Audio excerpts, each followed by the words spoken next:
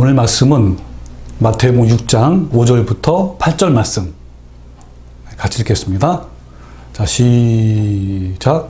또 너희는 기도할 때에 외식하는 자와 같이 하지 말라. 그들은 사람에게 보이려고 회당과 큰 거리 어귀에 서서 기도하기를 좋아하느니라. 내가 진실로 너희에게 이르노니 그들은 자기 상을 이미 받았느니라. 너는 기도할 때에 너 골방에 들어가 문을 닫고 은밀한 중에 계신 내 아버지께 기도하라. 은밀한 중에 보시는 내 아버지께서 갚으시리라. 또 기도할 때에 이방같이 중언부언하지 말라. 그들은 말을 많이 하여야 들으실 줄 생각하느니라. 그러므로 그들을 본받지 말라. 구하기 전에 너희에게 있어야 할 것을 하나님 너희 아버지께서 아시느니라. 아멘. 예, 드디어 오늘 기도에 대해서 같이 나갑니다. 예, 산상보는 예수님께서 이 땅에 직접 오셔서 설계하신 첫 번째 내용입니다. 예수님은 삼일체이신 성자 하나님으로서 말씀이 육신이 되어 직접 이 땅에 오신 거예요. 이 땅에 직접 오셔서 처음으로 하신 말씀이기 때문에 얼마나 중요한 그리고 귀한 말씀이겠습니까? 또한 얼마나 우리에게 가장 하고 싶었던 말씀이겠습니까? 그래서 산상본의 말씀, 이 말씀 하나하나를 귀한 보석이라 생각하시고 내 마음과 영혼에 깊이 새기고 또 담아두셔서 평생의 길과 진리와 생명을 밝히는 등과 빛이 되게 하십시오. 아멘. 오늘도 그 생명의 말씀이 밝히고 또 밝힐 것입니다. 아멘. 오늘도 좁은 길을 가는 성도에게 매우 중요한 생명의 말씀을 비추고자 합니다. 바로 그것은 성도로서 마땅히 해야 할 기도에 대한 말씀이에요. 자, 굉장히 귀한 말씀입니다, 오늘. 예, 기도에 관해서는 작년 초에 14번 설교를 했습니다. 기억나시죠? 그 영상이 지금 유튜브에 올라와 있습니다. 예, 올바른 신앙에 있어서 올바른 기도가 너무 중요하기 때문에 작년에 제가 급히 먼저 설교를 한 거예요. 그만큼 기도가 너무 왜곡되어 있고 잘못된 방법과 내용을 하기 때문에 제 개인적으로 급박한 심정으로 설교를 했던 기억이 납니다. 그래서 지난해 기도에 대해서 주 기도문 중간 정도까지 했는데 그 14번이에요. 이번에는 그 했던 거를 다시 정리해서 2번 정도 설교를 하고 또 지난해 못했던 걸 이어서 한 3번 정도에서 4번 정도 설교할 예정입니다. 그래서 여러분 이번 기회에 성경적인 기도가 여러분에게 열려서 신앙의 성숙과 영적 성장에 큰 도움이 되시기를 바랍니다. 아멘. 예, 지금까지 배우고 행했던 이 기도의 내용과 방법에 대한 선입관을 모두 다 버리십시오. 주님께서 직접 오셔서 잘못된 기도는 무엇이며 어떤 기도가 올바른 기도인지에 대해서 자세하게 말씀해 주시고 있습니다. 이 산상본을 통해서 우리가 지금까지 마태복음 5장을 통해서 예수님께서 살인하는 것이라든지 또는 간음하는 것이라든지 등등 올바른 해석이 무엇인지 우리에게 가르쳐 주신 것처럼 기도에 대해서도 자세하게 가르쳐 주실 겁니다. 자, 오늘 본문 말씀을 잠깐 분석을 하면요. 5절부터 8절까지는 바로 오늘 읽을 말씀이에요. 우리의 잘못된 기도를 지적하시는 말씀이에요. 그리고 9절부터 13절은 그렇다면 올바른 기도가 뭐냐를 주님께서 직접 가르쳐 주신 내용들입니다. 그래서 오늘은 한국 교인들이 얼마나 잘못된 기도를 하는지에 대해서 알아보고 또 어떻게 기도를 해야 하는지 알아보려고 합니다. 그리고 다음 주부터는 아까 말씀드린 대로 주님이 가르쳐 주신 주기도문에 대해서 한번 알아볼 거예요. 여러분, 우리가 맨 처음에 구제는 이웃을 향한 창이고 그리고 금식은 나를 향한 창이고 기도는 하나님을 향한 창이라고 그랬잖아요. 근데 특히 금식과 함께하는 기도는요 정말 좋아요. 주님의 성품을 닮아가는 신앙 성숙과 영적 성장을 위해서 필요하고 매우 중요합니다. 여러분, 그 한국 교회의 기도의 특징을 보면요, 60년대부터 80년대 초까지 비록 잘못된 방법과 내용으로 기도했지만 기도의 열정이 매우 대단했습니다.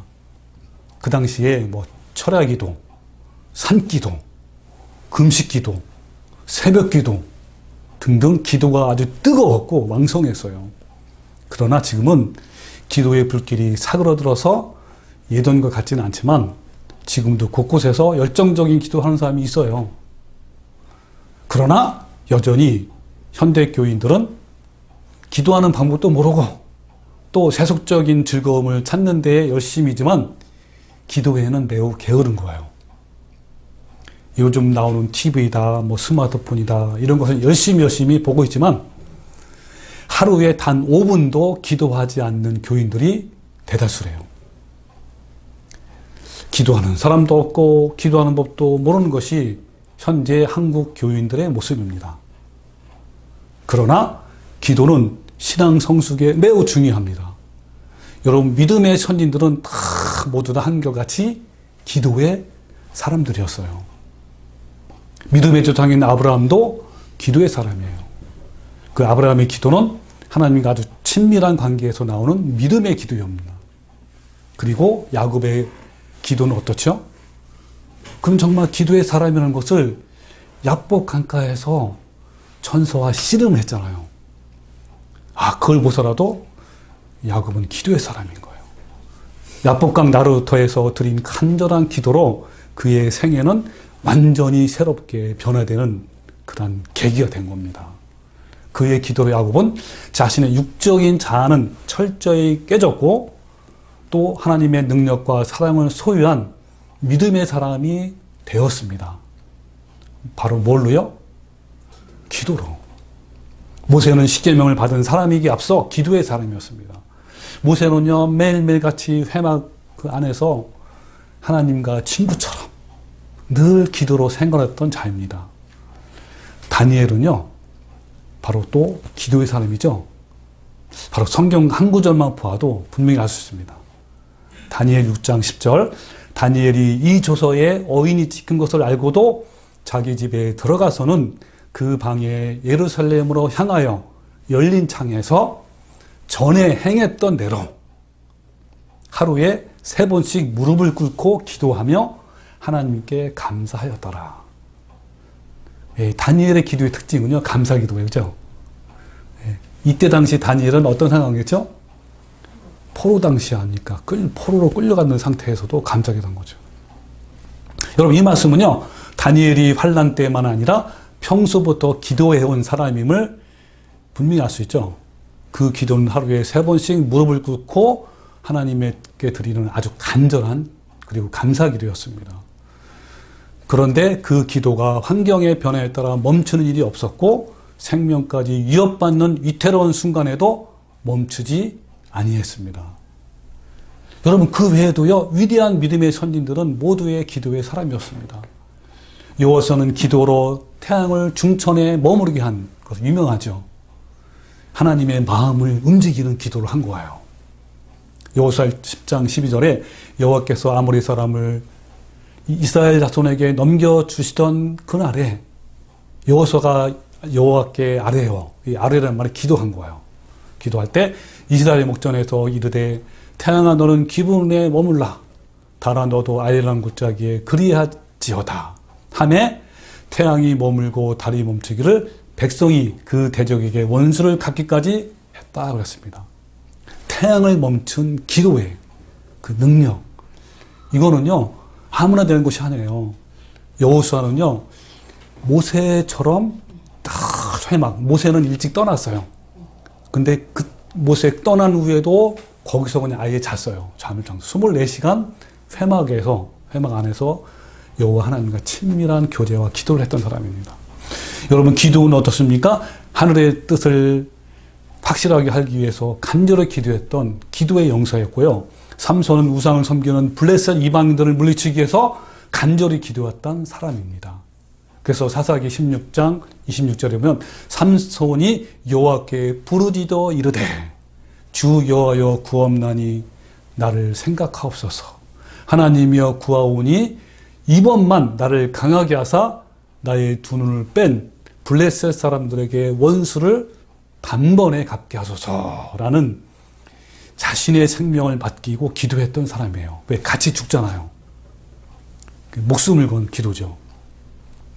또 다윗의 기도는요, 수많은 시편의 기도를 통해서 그가 기도의 사람임을 우리가 알 수 있습니다. 저는요, 늘 시편의 내용을 바탕으로 해서 하나님께 간절한 기도를 올려드렸습니다. 이 다윗의 간절한 마음이 내 마음이 되어 기도한 거예요. 엘리야의 간절한 기도는 3년 6개월 닫혔던 하늘을 열어서 다시 비를 내리는 그 기적의 역사를 일으키게 했고, 또 사르밧 여인의 죽은 아들까지 살리는 생명의 기도를 드렸습니다. 엘리사의 기도는 수렘 여인의 죽은 아들을 살리는 역사를 일으키게 했으며 사안의 눈을 열어 천군 천사를 보게 했습니다. 또 사형 선고를 받은 히스기야의 간절한 기도는 자신의 생명을 15년이나 더 연장하게 하는 놀라운 역사를 일으킨 치료의 기도였습니다. 그리고 예레미야 흘린 그 눈물의 기도는요, 자기 백성들의 구원을 위한 사랑과 회개의 기도였으며 메시아를 향한 그러한 기도였습니다. 여러분, 기도의 사람들이 구약에만 있는 것이 아니라 신약에도요, 주님의 제자들과 바울을 비롯해서 많은 기도의 사람이 있었어요. 그리고 예수님은 이 땅에 오셔서 기도의 모본을 보이신 분이십니다. 여러분, 성경의 위대한 믿음의 선진들은요, 모두 기도의 사람이었습니다. 우리가 이들처럼 기도하지 않는다면 우리는 결코 믿음의 조상들이 걸어가신 좁은 길을 가지 못할 것이며 신앙의 성숙과 아름다운 예수님의 성품을 온전히 이루지 못할 거예요. 여러분, 60년, 80년대에 우리 한국의 기도의 불을 다시 한번 살리십시다. 중요한 것은 예수님이 기도에 대해서 말씀하신 방법과 내용으로 기도의 불을 붙이는 거예요. 여러분, 기도에는 두 가지 중요한 원칙이 있습니다. 첫 번째는 뭐죠? 기도의 올바른 내용과 방법이 중요해요. 두 번째는 기도의 열정. 이 두 가지가 동시에 돌아가야 되는 거예요. 만약에 기도할 줄도 모르고 기도에 대한 열정도 없다면요, 최악의 경우예요. 현재 한국 교회가 이런 상황에 놓여 있어요, 지금. 그리고요, 기도에 대한 열정은 있어도 기도할 줄 모르면 어떨까요? 무속신앙처럼 변질됩니다. 여러분, 작년에 제가 기도에 대한 설교 중에 그 과보의 강청기도에 대한 내용이 있어요. 이 강청기도는 기도를 많이 하는 교인들에게 해당되는 그런 내용인데, 기도하는 방법, 내용은요, 예수님이 말씀하신 기도하는 정반대로 해요, 지금 현재. 옛날에. 지금도 그렇지만. 그리고 세 번째는요, 기도에 대해서 방법에 대한 것도 알고, 내용도 다 알고, 또 기도에 대한 열정이 없다면 어떻게 될까요? 성경 말씀대로 다 알아. 어떻게 기도하는지 알고, 어떤 내용을 다 알긴 아는데, 열정이 없어요. 이건 아무것도 소용없는 거예요. 저도 요즘 기도에 대한 말씀을 묵상하면서 기도의 열정이 부족함을 깨닫고 다시 기도의 불을 붙이러 갑니다. 우리는 이 두 가지, 그죠? 기도의 열정과 또 올바르게 기도하는 것이 너무 중요합니다. 우리는 위대한 기도의 사람들이 기도하는 삶을 배워야 하고 정확하게 기도해야 합니다. 그 표준이 바로 다음 주부터 우리 알아볼 주 기도문이에요. 자, 오늘 이 본문 말씀에서는요, 예수님께서 잘못된 기도의 태도와 방법에 대해서 말씀하고 있어요. 자, 첫 번째는 뭐라 했죠? 너희는 기도할 때에 외식하는 자와 같이 하지 말고 골방에서 어떻게 하라고? 은밀하게 하라. 첫 번째죠. 자, 두 번째는 기도할 때에 이방인과 같이 중언부언하지 말라. 다른 말로 하면 말을 많이 하지 말라는 거야, 반복해서. 세 번째는 개인의 문제에 대해서는 구하기 전에 너희에게 있어야 할 것을 하나님이 다 아신다. 그러니까 그런 거 구하지 말라. 라는 말씀이에요. 똑같은 말씀이 31절에도 나옵니다. 그러므로 염려하여 이르기를 무엇을 먹을까, 무엇을 마실까, 무엇을 입을까 하지 말라. 이는 다 이방인들이 구하는 것이라. 너희 하늘 아버지께서 이 모든 것이 너희에게 있어야 할 줄을 아시느니라. 그런즉 하나님이 다 아신다는 거죠. 내 개인의 문제는 다 아시기 때문에 구하지 말라. 그런 거예요. 그러면서 그런즉 너희는 먼저 그의 나라와 그의 의를 구하라 라는 것이 뭘까요? 바로 주기도문이에요. 주기도문 내용이 먼저 그의 나라와 그 의를 구하는, 그러니까 주기도문대로 기도하라 그러는 거예요. 그리하면 이 모든 것을 너희에게 더하시리라. 즉 뭐라고 하냐면 이런 거예요. 하나님이 이렇게 하는 거예요. 자, 너네들 자신의 문제를 위해서 기도하는 기도는 하나님이 다 아시니까 구하지 말라. 너희가 만약에 자신의 문제를 위해서 기도한다면 나를 믿지 못한다는 불신의 죄를 짓는 것이다. 너는 나를 얼마나 믿지 못하면 그렇게 날이면 날마다 자신의 문제에 대해서 그렇게 기도하냐. 그것도 금식까지 하면서 철학까지 하면서 자신의 문제를 위해서 기도하니 나에게 무거운 짐이구나.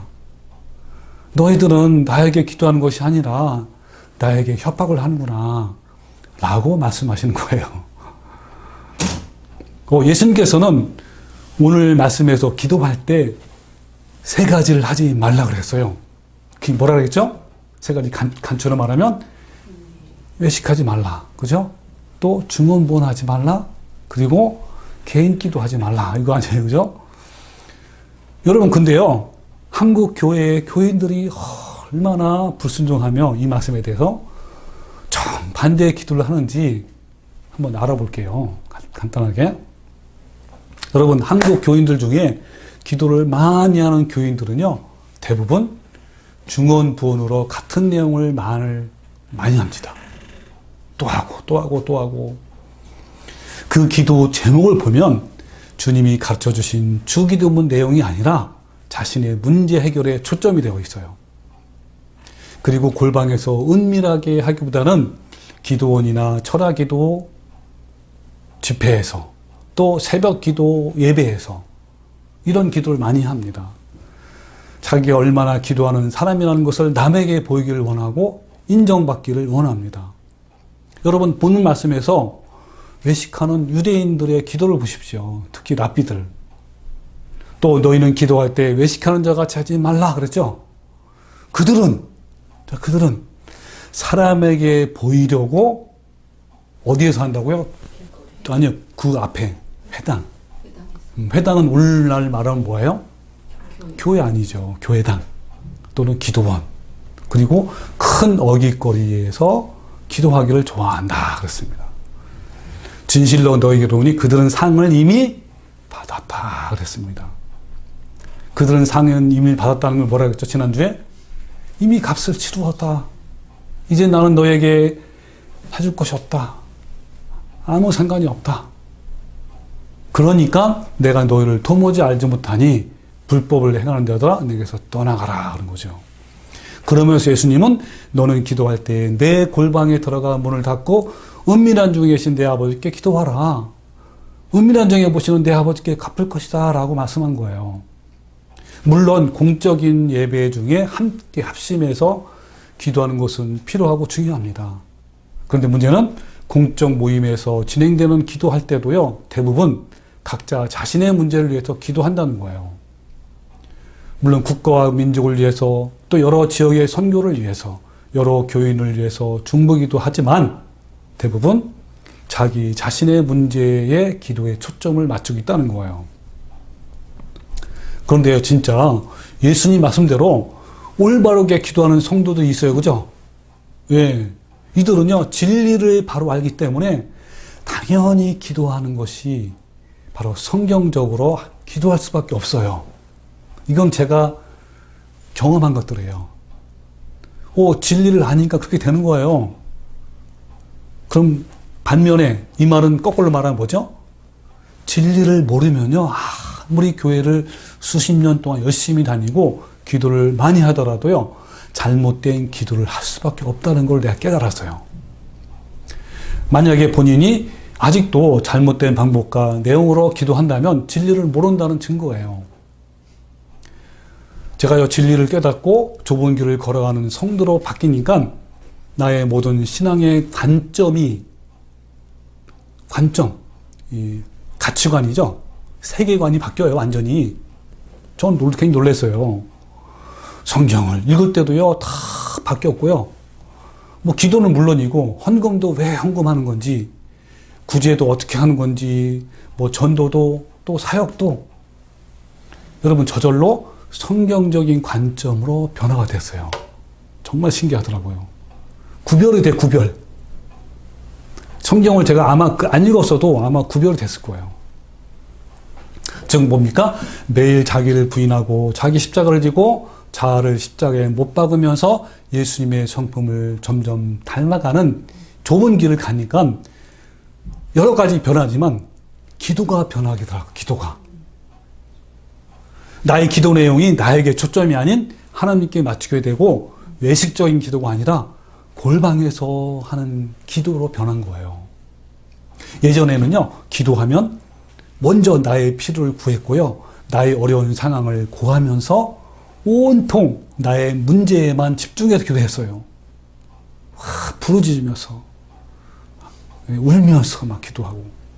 그런데 진리를 발견한 후에 주님은 나의 모든 사정을 잘 아시고, 가장 선하시고, 가장 좋으시고, 한결같은 분이시라는 것을 확실하게 신뢰하기 때문에 내 문제를 가지고 굳이 기도하며 간구할 필요가 없더라고요.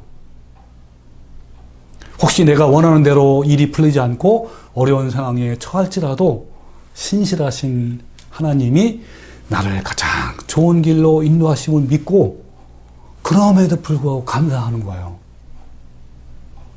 여러분, 다니엘의 친구가 어때요? 어떻게 기도하고 어떻게 나갔죠? 그리하지 아니할지라도. 우리는 풀무불에서 고통받고 죽을지라도 주님을 배반하지 않고 신뢰하겠습니다. 그러한 기도하고 그러한 고백이에요. 여러분, 진리를 알고 난 이후에 오늘 본문 말씀인 기도에 대한 것이 당연히 이해가 됐고요. 그 말씀대로 그대로 순종하게 되었습니다. 즉 나의 기도의 관점이 어떻게 바뀌었냐면, 너희는 이 세대를 본받지 말고 오직 마음을 새롭게 함으로 변화를 받아 하나님의 선하시고 기뻐하시고 온전한 뜻이 무엇인지 분별하면서 기도하는 거예요. 그러니까 내 생각과 의지와 뜻이 아니라 오직 하나님의 뜻에 맞게 하나님의 마음을 구하는 그러한 기도로 바뀐 거예요. 그래서 여러분, 기도에는 두 가지 분류의 기도하는 사람이 있어요. 즉 뭡니까? 진리를 알고 성경대로 기도하는 성도. 이거 저는 참 성도라고 할게요. 그리고 자기 자신을 위해서 기도하는 교인. 둘로 나눌 수가 있습니다. 똑같이 기도하지만. 그래서 진리를 모르는 교인은요, 기도할 때 자신의 삶, 자신의 부족함, 자신이 원하는 것에 초점이 맞춰져 있습니다. 그들이 기도할 때 항상 가장 많이 사용하는 것이 저에게, 또 저의 말을, 또 저를, 이런 식으로. 예를 들면 저에게 복을 주세요, 저를 돌봐주세요, 저를 보호해주세요, 저희 아들이 공부를 잘하게 도와주세요, 저희를 사랑해 주시고요, 또 저에게 좋은 직장을 주세요, 내 아들이 좋은 직장에 취직되게 도와주세요, 또 저희 아들이 성공하게 도와주세요, 좋은 대학에 돌아가게 주세요, 이런 등등. 그러나 참성도는 하나님을 구하고 하나님의 존재가 기도의 초점이에요. 예를 들면 주님, 정말 하나님을 원합니다. 아무것도 없어도 주님 말씀은 돼요. 하나님의 기쁘시고 선하신 뜻이 무엇인지 알기 원합니다. 주님의 성품을 닮기를 원합니다. 라는 기도를 하는 거예요. 근데 여러분 외부적으로 보면요, 이 둘을 구분하기 어려워요. 그죠? 둘 다 예수님을 뭐 다 믿는다고 하고, 또 모두 교회 나가고, 똑같이 기도하고, 예배도 하고, 섬기고, 다 똑같게 하잖아요. 잘 모릅니다. 그러나 내부적으로 보면 전혀 달라요. 한 사람은 모든 것은 나를 위한 것이고, 다른 한 사람은 모든 것은 하나님을 위한 것이에요. 진리를 모르는 교인들은 하나님이 필요한 것이 아니라, 우리 작년에 했던 것처럼 알라딘의 마술램프에 나오는 누구죠? 지니. 그렇죠. 그 주인공이 램프를 문지르면서 그러면 어때요? 지니가 큰 거의 나타나가지고 주인님 제가 무엇을 도와드릴까요? 말씀만 주십시오. 이렇게 하잖아요. 다 들어주고. 그렇죠. 내가 필요할 때 언제나 부르면 나와서 나의 필요를 채워주고 사라지는 지니 같은 하나님이 필요한 거예요. 진리를 모르는 교인은 전능하신 하나님이 필요하지 않고 자신의 필요를 채우는 전능하신 하나님만 필요한 겁니다. 그들은 내가 어떻게 순종하며 어떻게 변화되며 어떻게 하나님의 기쁨이 되며 어떻게 신의 성품에 참여하는지에는 관심이 없습니다. 오직 지금이라는 이 순간에, 이 시간에 내가 필요한 것들을 위해 전능하신 진이께 간구할 뿐이에요. 진리를 모르는 교인들은 자기만을 아는 이기주의입니다. 그 중심에는 자기 사랑이라는 이 죄성이 도사리고 있는 거예요. 그들은 성경을 읽을 때에도 하나님을 자신의 필요를 채워주시는 공급자라는 안경을 쓰고 있습니다. 전능하신 하나님 앞에 굴복된 인간의 삶은 전혀 보이지 않아요. 그러나 참 성도는 주님께 순종하기를 원합니다. 주인이 기뻐하시는 것이 무엇이며 주님을 따르기 위해서 해야 할 것이 무엇인지 살피려는 마음이 있어요. 반면 진리를 모르는 교인들은 주인이 자기에게 순종하기를 원해요. 오늘날 한국 교회는요, 부흥은 했지만 대부분 진리를 모르는 교인들로 가득 채웠고 그들이 기도는 빗나간 것으로 대부분 하나님과 상관이 없어요. 하나님께서는 분명하게 오늘 말씀에서 기도할 때 이만같이 중언부언하지 말라. 그들은 말을 많이 하여 들을 줄 생각하니라고 말씀하셨는데 한국 교인들은 더 세게, 그래서 기도 요청을 받을 때 세게 기도해달래. 많이 기도해달라고. 말을 많이 하는 기도를 하는 거예요. 새벽 기도부터 금식 기도까지 되풀이해서 자기 문제만, 자기 필요를 위해서 기도합니다. 또한 예수님은 그들을 분받지 말라, 구하기 전에 너에게 있어야 할 것을 하나님이 아신다고 그랬는데 한국 교인들은 자기 문제, 자기 필요, 자기 먹을 것, 자기 입을 것, 물질 축복, 온갖 복을 위해서 기도합니다. 진리를 모르는 교인들은 아버지 영광을 드러낼 생각을 하지 않으며 신앙의 중심이 자기 자신이기 때문에 아버지께 경배하고 찬양과 영광을 돌리는 것도요, 왜 하는지 아세요? 나의 이익을 위해서, 내가 복받기 위해서 하는 거예요. 제가 그랬거든요. 예. 여러분은 어떠신가요? 여러분의 신앙의 초점은 어딘가요? 저도요 40년 이상 진리를 모르는 교인으로 신앙생활을 해왔습니다. 나의 기도는요 온통 나에게 초점이 되었고 하나님이 원하신 것에는 별로 관심이 없었어요. 그런데 왜 한국에만 특별히 왜 이런 광적인 기도, 막 끈질긴 기도, 복을 비린 기도, 매달리는 기도, 한 맺힌 기도가 나왔을까요? 네, 이것은 한국만의 토속적인 무속신앙에서 비롯되었습니다. 기독교가 들어오기 전에 산신령에게 지극정성으로 자기 문제를 위해서 기도했던 그 모습이 동일하게 기독교에 들어온 거예요. 그 대표적인 것이 바로 삼중축복. 유명하죠? 아주 돌풍을 일으켰어요. 이 삼중축복이 70년대, 80년대. 그 요한 3서죠. 1장 2절에 사랑하는 자여 내 영혼이 잘된 같이 내가 범사에 잘되고 강건하기를 내게 구한 이 기도로 그 유명한 목사님이 이거를 해가지고 아주 엄청나게 부흥을 했어요. 이 삼중 축복이요. 세 가지잖아요. 그죠? 영혼이 잘 되는 축복, 범사에 잘 되는 축복, 강건해지는 축복. 근데요, 그 내용을 자세히 분석을 하면 우리의 무속신앙과 토속신앙의 기도 내용과 똑같아요. 그 방법도 동일하고 단지 대상만 다를 뿐이에요. 오랜 세월 한국인의 종교적 욕구를 채워주면서 한국인의 마음 깊숙이 자리 잡고 있는 이 샤머니즘. 이것은요, 지금까지 다른 종교들에 대해서 관대했잖아요. 그런 것처럼 기독교에도 슬그머니 들어와서 자연스럽게 기독교의 모든 진리들을 변질시켰습니다. 이러한 무속신앙이 우리 문화와 정신 속에 깊이 뿌리가 박혀서 많은 기독교인들의 마음의 중심에는 언제나 자기 자신이에요. 나를 위해 하나님이 필요할 뿐입니다. 그러니까 당연히 기도도 내가 중심이에요. 저도요, 어떤 때는 깜짝 놀래요. 얼마나 내 마음속에 이런 사상이, 문화가, 정신이 깊숙이 뿌리를 박혔는지 그저 기도하다가도요, 또 내 문제로 돌아와요. 예, 이렇게 되는 거더라고요. 얼마나 이 뿌리가 깊은지.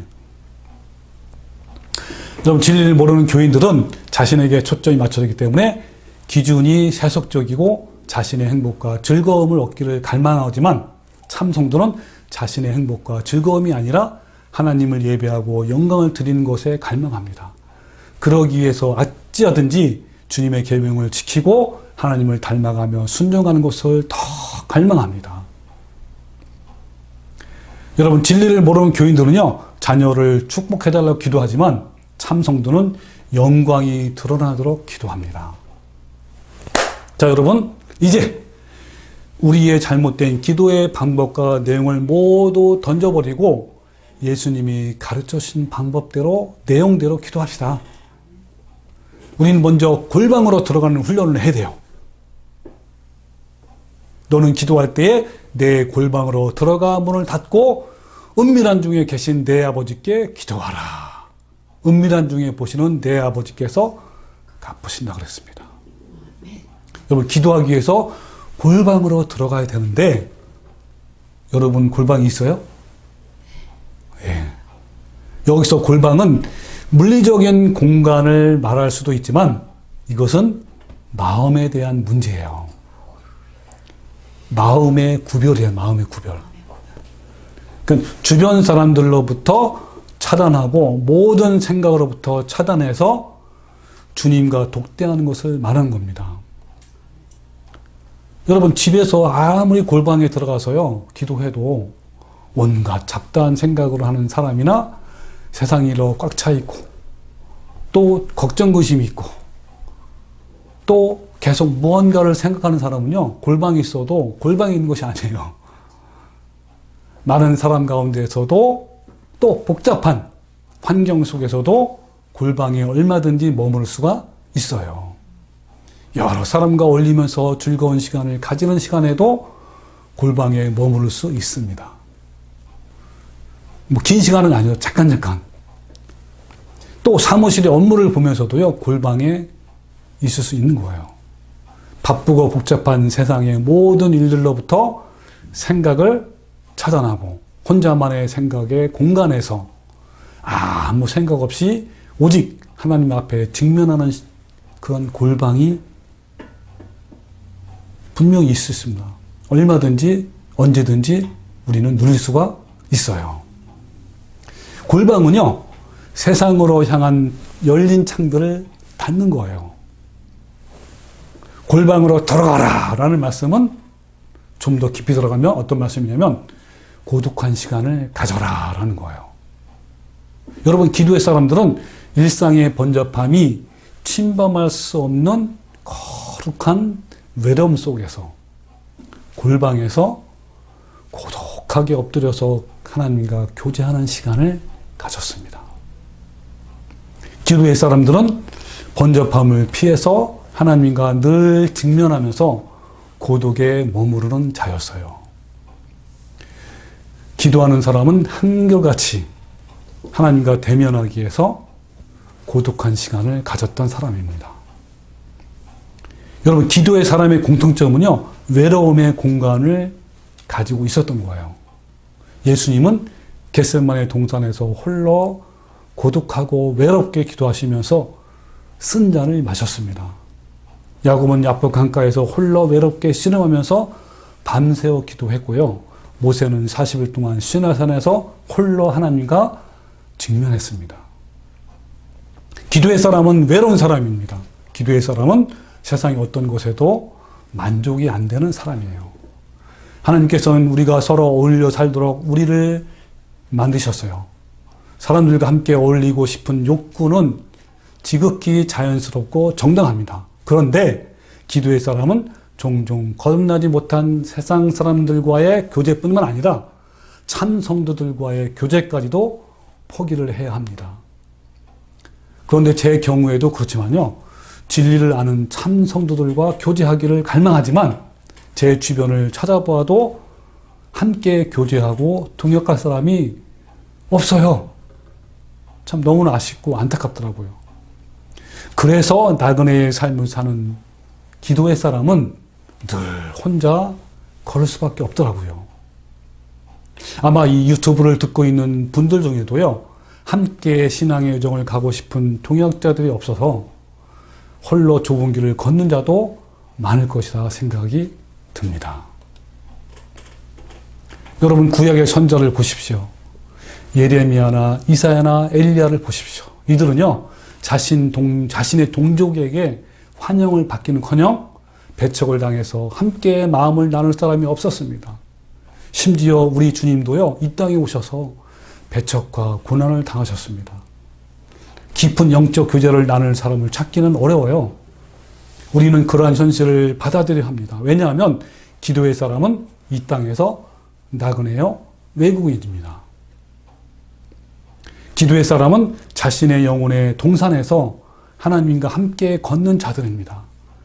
영혼의 동산에서 함께 걸을 수 있는 분은 오직 누구예요? 그렇죠. 하나님, 예수님이에요. 기도의 사람은 자기가 높아지는 것을 기뻐하지 않고 오직 주님께서 영광 받으시는 것을 기뻐합니다. 기도의 사람은 주님이 높아지시고 자신은 한없이 낮아지는 것을 기뻐해요. 결론적으로 기도의 사람은 철저히 자기를 부인하고 자기 십자가를 지고 자아를 죽이면서 매일매일 주님의 그 아름다운 예수님의 성품을 닮아가는 사람들이에요. 우리는 이런 골방으로 매일 나갑시다. 아멘. 매일 골방에서 주님과 대면하는 사람이 됩시다. 기도의 사람이 됩시다. 외롭고 고독한 사람이 됩시다. 바울은 자기를 부인하고 자아를 깨트리고 부수기 위해서 나는 날마다 죽노라 라고 말씀합니다. 엄청난 능력의 사역자였던 이 바울이 교만하지 않고 하나님께만 영광을 돌리기 위해서 그가 필요했던 것은 골방이었어요. 그 골방에서 하나님께 엎드리며 하나님과 직면하면서 하나님과 끊임없는 기도와 교제를 했던 거예요. 이것은 분명한 외로운 길이지만 또한 기쁨의 길인 거예요. 친밀한 교제와 은혜의 시간입니다. 저도요, 때로는 그 골방에서 나 혼자만의 시간을 갖고 이렇고 외롭고 고독한 시간을 가질 때 힘든 길이지만 너무 기뻐요. 더 깊은 주님의 이 시간을 갖기를 저도 원하고 여러분도 그렇게 하시기 바랍니다. 우리도 이런 외로움과 기쁨을 동시에 맛봅시다. 그러기 위해서 외부로 향하는 모든 창을 닫으십시다. 저는요, 이 말씀을 같이 선포하고 준비하면서 이 스마트폰을 좀 꺼둬야 돼요. 네, 특히 유튜브 말씀을 저는 많이 읽어요. 많이 봐요. 세상을 좀 알고 싶어서 그걸 좀 잠시 꺼두기도 하고 그러면서 정말 주님께 집중하는 그 시간이 너무너무 필요한 것 같아요. 그런데 문제는 제가 지금 방금 말씀드린 것처럼 세상의 창을 모두 닫고 혼자 골방에서 오직 그분 앞에 엎드려 있는 시간이 없는 것이 문제예요. 즉 하루에 한두 번씩 외부로 향하는 창을 닫아야 하는데 이것을 닫지 못하는 것이 저도 문제입니다. 사실은. 세상의 뉴스, 그죠? 또 세상의 평가, 또 각종 SNS 문자, 카톡 문자, 내가 좋아하는 것들에 온통 집중이 되어 있는 그런 사람은요, 골방이 없어요. 예. 요즘 스마트폰이 모든 것을 다 하게 하고 성인들까지 중독되어 있습니다. 그래서 골방에 들어가기가 더 어려워진 거예요. 여러분, 결단합시다. 이런 결단으로 주님 앞에 매일 나가서 주님이 가르쳐 주신 주님의 기도를 통해서 기도하는 사람이 됩시다. 아멘. 마지막으로 기도에서 무엇보다도 중요한 것은요, 가장 중요한 거예요. 내 삶 속에서 주님의 거룩함을 이루는 좁은 길을 걸어가야 되는 거예요. 우리의 삶이 주님이 온전하신 것처럼 온전하지 못하면요, 우리가 아무리 금식하며 기도할지라도, 아무리 새벽기도와 철학기도 할지라도, 심지어는요, 성경적으로 올바르게 기도할지라도 아무 소용없어요. 여러분, 많은 교인들이요, 교회에 와서 예배하고 찬양하고 기도하고 헌금하고 봉사하고 설교 말씀 듣고 모든 예배 모임에 참석하는 이 종교 행위가 신앙이라고 생각해요. 물론 신앙의 일부분일 수 있습니다. 근데 전혀 그렇지 않아요. 예수님은요, 삶에서 그 모든 뜻을 이루신 겁니다. 그 삶 자체가 신앙이며 예배이며 성전이며 기도예요. 삶이 빠진 예배와 기도는요, 아무 의미가 없습니다. 다 모두 가짜예요. 삶이 없는 예배, 금식, 찬양, 헌금, 봉사. 여러분, 이것은요, 하나님이 기뻐하지 않으실 뿐만 아니라 하나님이 어떻게 여긴다고요? 가증히 여길 거예요. 제가 지난주에도 말씀드렸지만요, 이사야서 1장 말씀에 하나님이 뭐라 했죠? 내가 가증히 여긴대요. 이런 예배와 성회와 이런 것도요, 아울러 악을 행하는 것은 내가 견디지 못하겠노라. 내 마음이 너의 월삭과 정한 절기, 이거 뭐죠? 모든 종교 행위들 싫어하나니 그것이 내게 무거운 짐이라. 내가 지기에 곤비하다 그랬습니다. 너희가 많이 기도할지라도 내가 듣지 아니하리니 이는 너의 손에 피가 가득합니다. 삶이 개판이라는 거예요. 여러분은 삶 속에서 거룩함을 이루고 빛과 소금의 역할을 합니까? 그렇지 않으면 아무리 기도할지라도 하나님과 아무런 상관이 없어요.